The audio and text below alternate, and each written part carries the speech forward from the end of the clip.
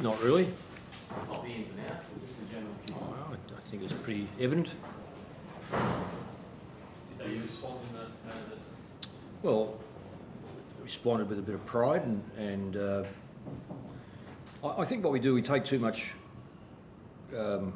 credit away from our opponents.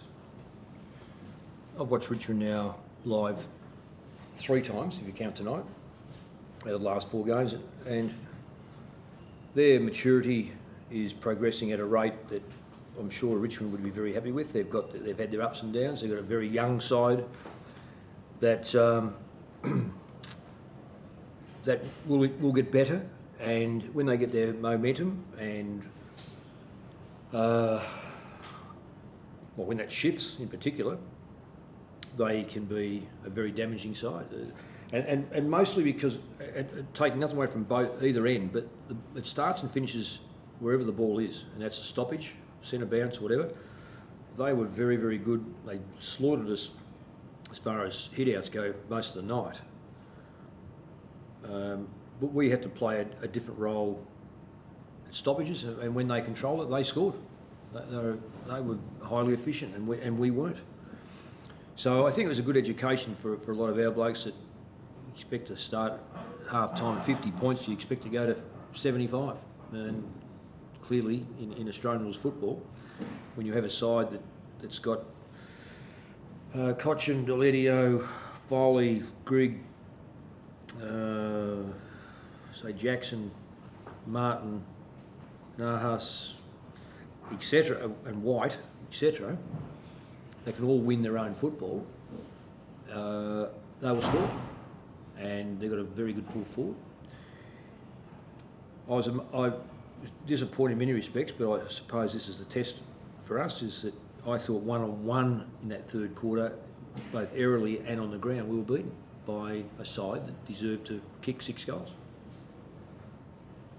Were you angry at 3 quarters time?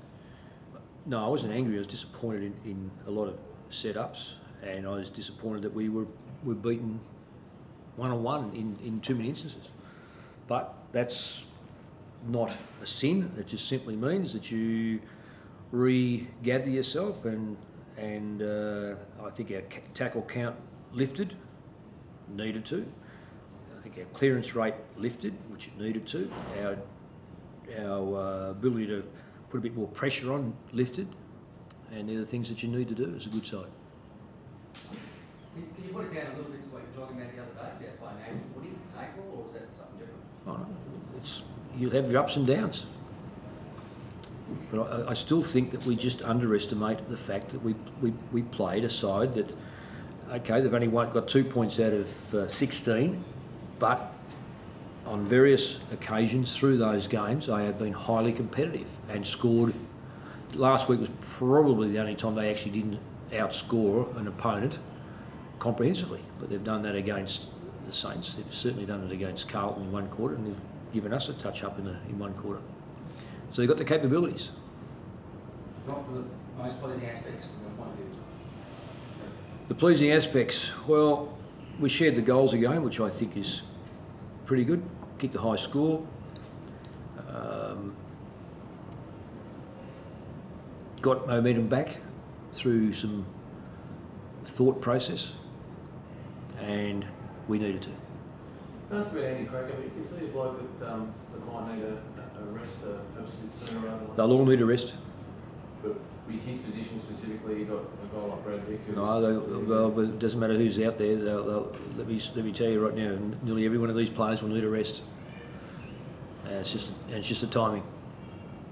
And it won't have anything to do with who we're playing. It'll be the calendar and when we arrive at that date and we see that players are struggling to get consistency or are tired, like the VFL really is a micro of the macro, and the VFL we probably won't see maybe a handful of players play the 18 games. Most, if not all, will play less than around about 14 games.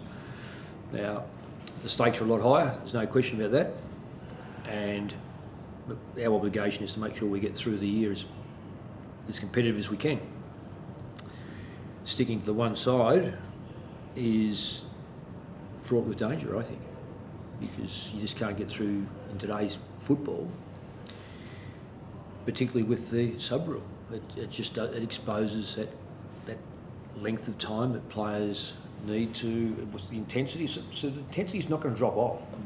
People get tired, but the bigger bodies and the longer they run and the harder they train, we've already elevated our level. I'm talking the AFL, all clubs level from what it was 2 years ago, and just because we've gone 3-1, players won't drop that intensity off because they're programmed to meet that, and it's going to get them at some stage, and we won't be seeing all our players play every game. I don't think.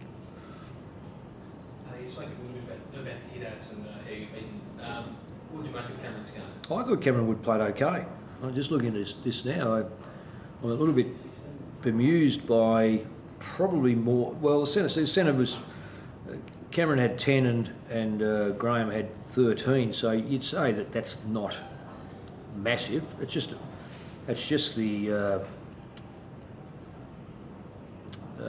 other areas we were comprehensively beaten, which really surprises me. Totally surprised me. Not surprised looking at the game, but I was surprised that the result would be so one-sided. A couple of knocks. I know Scotty come back on. I think it was probably his knee and one or two others. Oh yeah, it was a clash of knees. I didn't know what happened either. And I still don't. I try to see it, but it's just yeah, he's okay. Yeah. Okay. So no overriding problems with any. No. Yeah, he's got it. Is it too early to have a look at Darren Jolly? You expect him confident he'll be back next week? Sorry, the week after, the Monday after? Well, that's the desired result, but we also know it's only week 5, and if he's not right, we're not going to chase week 5 because it's Anzac Day or round 5. It's simply we'll judge that. If he's right to play, more than likely he will. If he's not right to play, he certainly won't be even considered. So no, that break well for Mike at the stage, or is it too long? Even? Going to Anzac Day, I think you've got a 9 or 10 day break. What do you want to do? Change Anzac Day? No, I'm just asking, dealing with your structuring, is it a little bit too long, or is it welcome? I think if you ask the playgroup, they'd be pretty happy about it. They have a few more days off in between. No, that's just the way it is. Weird. I think, Michael, if you think back a few years ago, it was 5 days. Yeah. And there wouldn't have been one player, not one official from either club, suggesting for one moment that they didn't want to play. So whether it be 10 days or 5 days or whatever it is, it's not going to make any difference. It's one of the greatest occasions you'll ever have a chance to play in. You just adjust. Thanks. Good on you. Thank you.